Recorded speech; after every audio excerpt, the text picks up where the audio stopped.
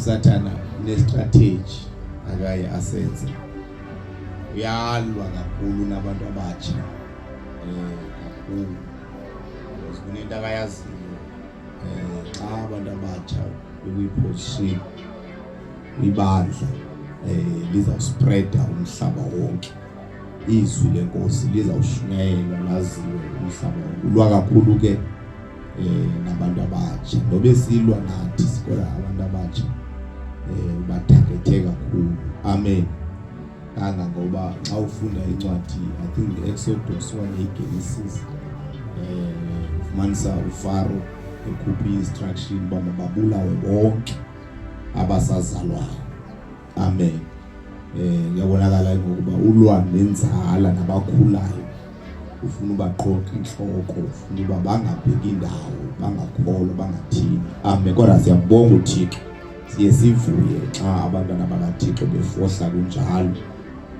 kaoba ndithe ndihleli phansi mina ndihleli phansi ngathi ngiyambulela uThixo lichume mntanami noba nivuma ingoma kaMandi kangaka no Iminati no Masande kodwa sijongile nasemveni kwenu kuba kwenzekani emveni kwenu amen now nxa sibona ngoku Imange sibona banganini igama Ondiya siba nethemba khona umhlanga okhulayo emveni kwenu amen yes siyambulela kuThixo nxa ibandla linjalo bekhona ngathi abanye ngathi bayakhula bekhona ngathi bafuna ukuphakama haleluya ngoba kuyabonakala bakweyiPasika nakwezinye imvuselo sawuculelwa ngo Imange sawuculelwa ngoNdiya sawuculelwa ngoAlatha sawuculelwa malibonke igama lenkosi yes so ibalekile ke lantu ba nxa ababa bajonge kubo baphile kakuhle ke wenzela uba aba bajongileyo nxa bekhulayo bakhule yazi bakunentombi eyicula kakhulu apho ke yayiculela uSithole yacula lo ntombi leyo umhlaba wahalela uba ngathi umuntu wakwawutombala uMntombazana mbakane engathi neziguya umbakane igama layo icule igama into ehlalela noThole ezitente icula kakhulu haleluya cela thatha incwadi kaMateyu mandiye apho ndiyakhona kwinto yonke oyenzayo yazi ba ukhona lo muntu uyi-role model yakhe angaphoxeka angadisappointeka kakhulu kuwe malibonke igama lenkosi awunguye uThixo ngumuntu njengabantu kodwa bakhona abantu abajongileyo kuwe amen haleluya yabona ngokumzekelo nje amen bakhona abathi ngabethi ngase ngicule njengosisi Yoyiso haleluya bakhona abathi ngase namncane ndimepha ngaphambili ndithethe njengosisi Busi amen bakhona abathi hayi ngase ndingane ngaphambili ihlabelele njengosiphokazi bakhona nawo ke ngoku abo bantu malibonke igama lenkosi cela thatha incwadi kaMateyu chapter number 10 usiphokazi akayemvuseleli futhi ngitsho into yayo uTatulo Matthew chapter number 10 awuzawazwana kula mvuselelo Matthew chapter number 10 sifunde uverse number 16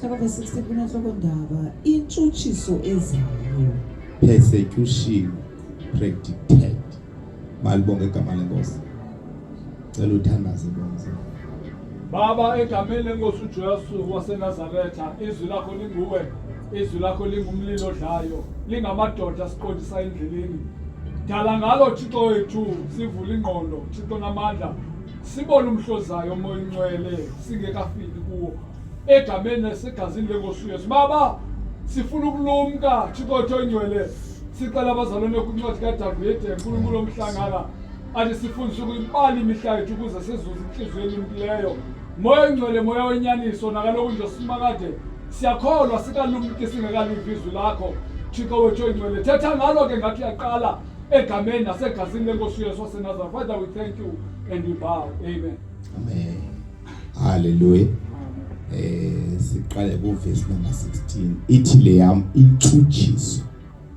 ezayo malibonke igama lenkosi now nxa sihlangene ngohlobo ke bazalwane kufuneka sixhobisane kufuneka sikhuthazane kufuneka somelezane ngezwi likaThixo Amen. Asoyikisani but ifuneke siyazi ba intshutshiso yona into efikayo.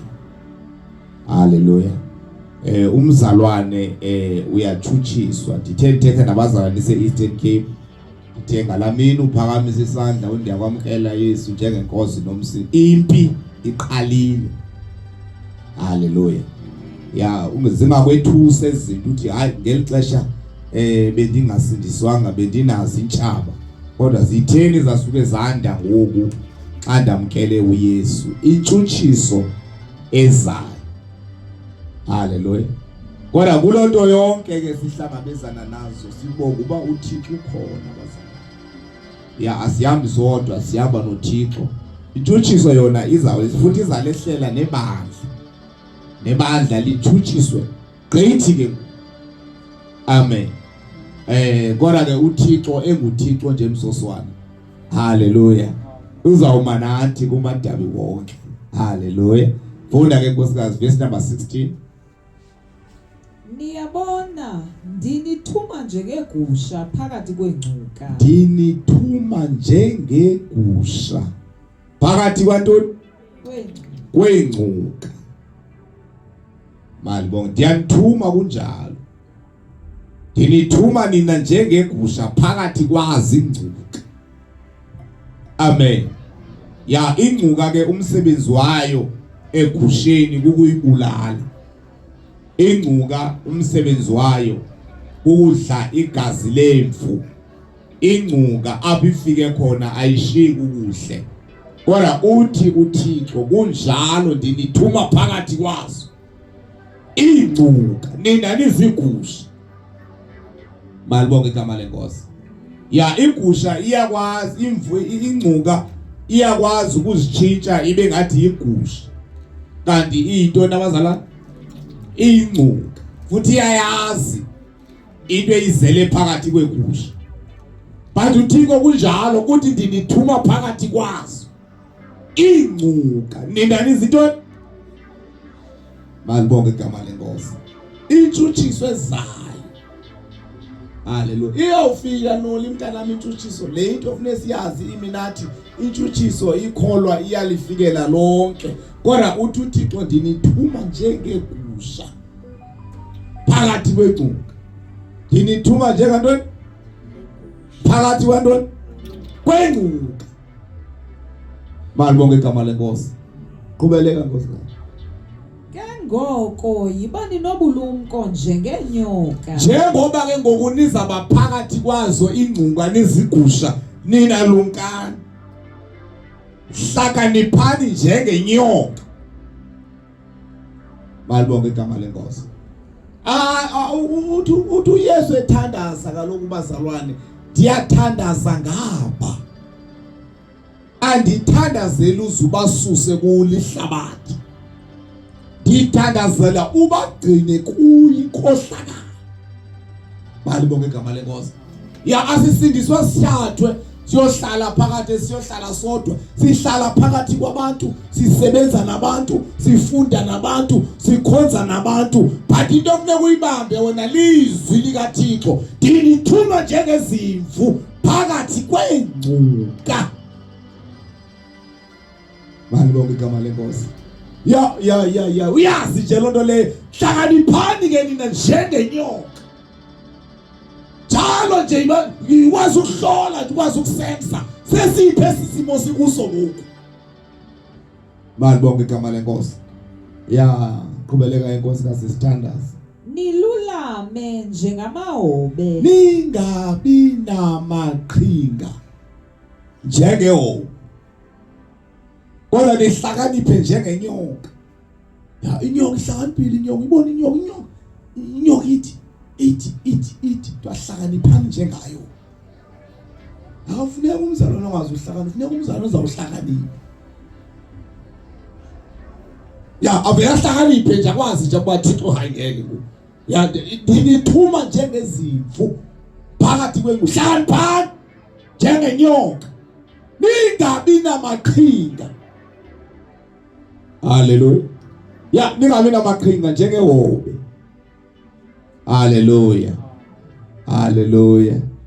ya futhi ube careful unga noma sowufika ecaweni hlakanipha njengenyoka konke uthi uhlakaniphile manje ungathi uhlakanipha ugadi ukwazi ukwehlula haleluya ukwazi ukwehlula umve futhi umzala baye lo mzala lo abantu uhlaselekile nje haleluya benimbonile bevutha ngalamini but ngolando uhlaselekile haleluya thini thuma njengezimvu phakathi kwengcuka qhubeleka nkosikazi sithandaza verse 17 yes balumkeleni abantu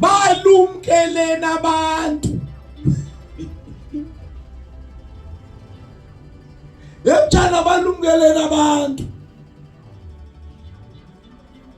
ingozi umuntu iBhayibheli limazi kahle umuntu balumkeleni abantu ngithuma njengezimvu phakathi kwegusha phakathi kwengcubo uma ningincede nkosikazi zingahlazeki ukhona malibonke igama lenkosi haleluya haleluya bebona kumantu ukutshada nyani malunqando amen haleluya wadla Jesu ngithuma njengegusha phakathi balumkeleni abantu into engayenziwa ngumuntu ingakwenza ngomso ungaphindi umthando uThixo wenziwe ngumuntu asiwayo lumkiswa ngumuntu ubona ukuthi seyoyiwa kakhulu ngumuntu dangerous umuntu balumkeleni ke abantu alibonke igama lenkosi sithi ke ngosingaphinde nesithande umuntu singathi hayi liyakulumkisa iBhayibheli lizosilumkisa abazalwane haleluya be careful unzima umuntu umuntu noze kencwatshiwe angene avale malibonke igama lenkosi haleluya balumkeleni abantu phumeleka me kuba baya kuninikela ezinkundleni akazufika uSathane ehamba ngenyawo uzawuza abantu banitshutshisa akazufika anuzumbona uSathane nangu uSathane but be careful umuntu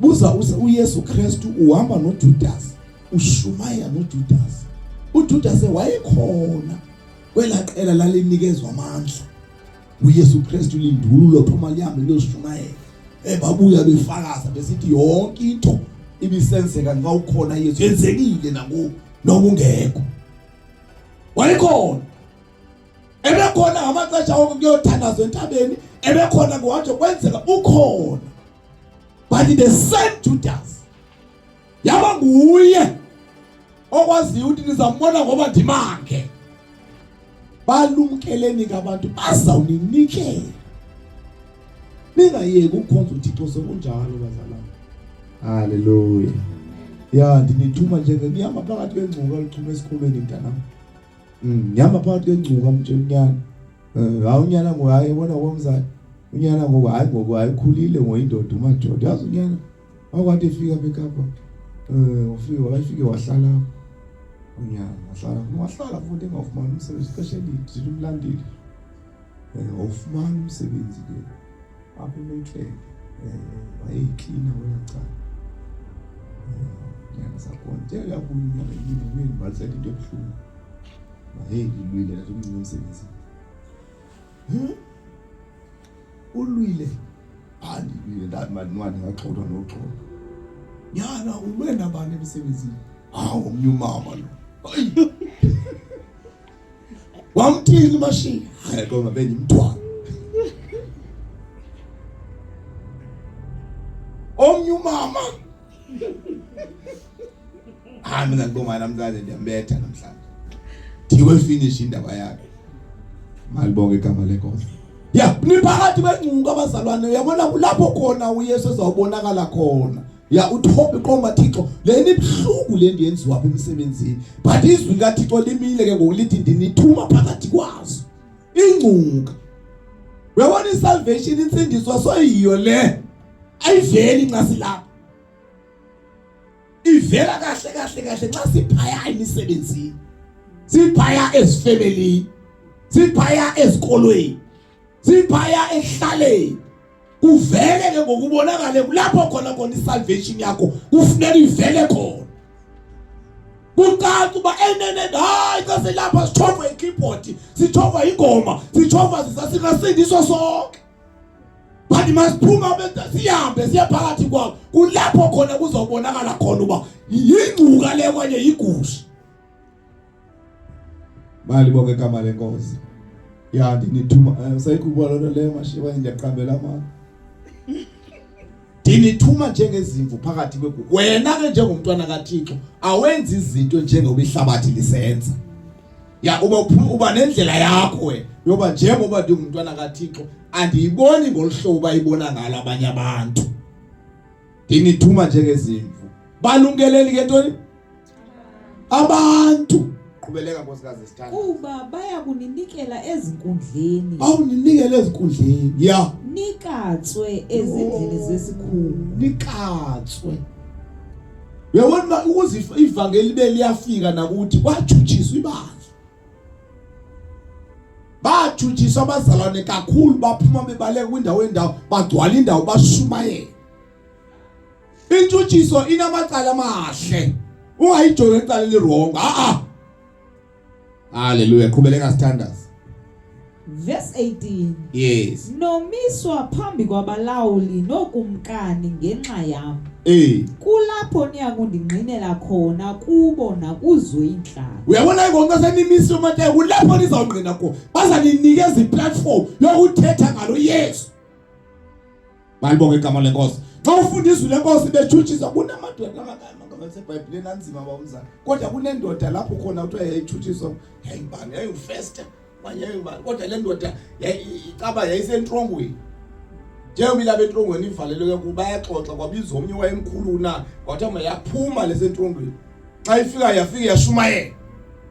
Kushumayela uPawulos ma. Yafika washumayela uPawulos. Yabuza le ba ingaba nami sofuna undenze kumKristu na. Ngengayazi bomzali ofisi. Ingaba sofuna undenze uthi nawe njengango ungamthatha uye kunabantu aqoba bayacindezela kanti bakunikeza iplatform yokuba uveze lo Yesu abangamfuniyo. Balibonke igama lenkosi. Ya ungayijongela ihleli negative kuphela bayithi sasajuthiseka. Hayi uzufumana iplatform yokuphakamisa uKristu. Qhubeleka nkosikazi sithandazi. Verse 19. Yeah. Xa bathe banisa enkundleni yamatyala, zeningakhalela ukuba nothetha ntoni na. Hayi ningoyiki ihlalane emthandazweni. Dawuninika into yokuthetha. Yeah. Nokuba nothetha njani na. Yes. Kothi la kufikelo xesha nini kwento eniyakuyithetha. Nawuyinika impendulo. Nizimisela ngolayini lento lensindiso yini. Na ufanini nibancinci kangaka benithi senisindisiwe. Ungasindisa umncinci kangaka uyawufanini. Unini besifa bengasindiswanga bebancinci. Balibonke igama lenkosi. Ngamaqhinga kaSathana azama uba abantu bangayenzi intando kaThixo. Baphelile abantu abaphandle ababena 18 bena 17 bena 15 bena 10 bena 3 bayafa. Kodwa wena nxa usindisiwe kuthiwa uzawufanini ulibele indaba ensindiso. Malibonke igama lenkosi. Hallelujah.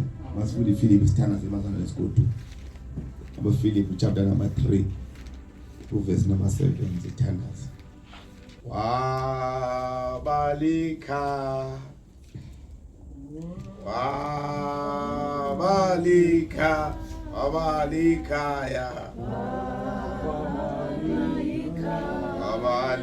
ya gwene